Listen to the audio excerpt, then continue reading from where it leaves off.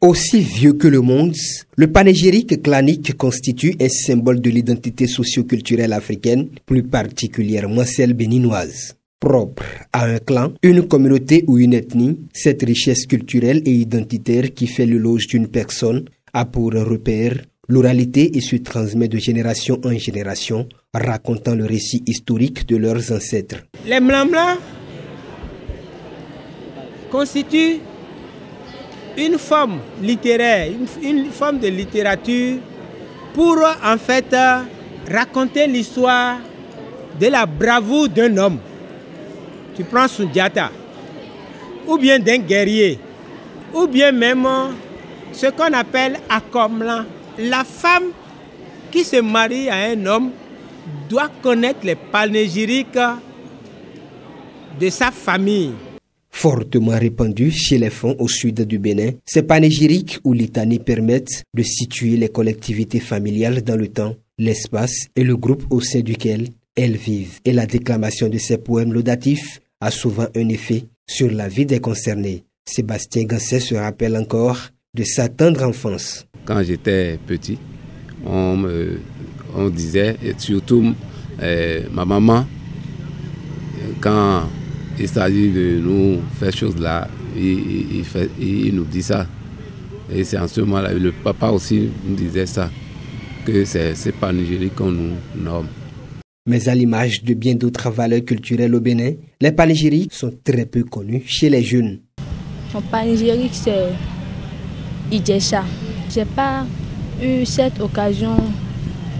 Mes parents ne m'ont jamais récité ça. Je ne connais pas tout mon panégyrique, mais je connais le début parce que c'est ma grand-mère qui m'avait récité ça quand elle était vivante. Ça commence par des ruines, Bedrovi, Adankani Sunkon, Tain de vie, Nafé de vie. Je ne connais pas tout en fait. Et pourtant, connaître son panégyrique semble être d'une importance capitale pour l'homme au vu des avantages qu'il regorge. Les panégyriques sont très puissants. Les panégyriques doivent être dosés. C'est une force d'encouragement qui peut amener une jeunesse à la bravoure. Et je peux dire que la culture joue ce rôle. Si les jeunes ont du mal à pérenniser la transmission des panégyriques, c'est aussi en partie à cause des parents, comme le témoigne Agnès, jeune étudiante. La majorité des jeunes, on est presque toutes déracinés, on ne s'intéresse vraiment pas à nos racines et tout. Il y a aussi le fait qu'il y a les parents aussi négligent ça. Parce que dès le bas âge, il y a certaines mamans, quand les bébés pleurent, leurs enfants pleurent, elles les récitent leur panégyrique. Et à chaque fois, le fait de répéter ça, à chaque fois, l'enfant aussi garde.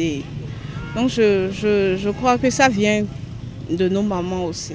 Pour le sociologue, cette richesse culturelle ne peut subsister dans le temps que si l'on parvenait à l'intégrer dans le quotidien de chaque famille. Il faut aller à l'école de sa culture. Il faut aller au village, il faut aller voir les tantes, il faut aller voir les oncles. Or, aujourd'hui, les parents s'enferment dans les villes avec les enfants, qui ne peuvent plus aller saluer leurs tantes, qui ne peuvent plus aller saluer leurs oncles. Or, lorsque l'enfant vient dans la grande famille, du plus loin, les femmes commencent par réciter les mlamlans. Et ça équilibre les enfants. La psychologie est réintégrée, tu vois, à sa place. Et l'enfant devient respectueux, l'enfant est plus soucieux de faire les choses dans la droiture. Classée au rang du patrimoine culturel immatériel de l'UNESCO, cette richesse culturelle est une marque identitaire menacée de disparition dans certaines régions du Bénin. Il est donc important que chaque citoyen prenne la mesure de la situation pour permettre la pérennisation de ces valeurs à travers les générations.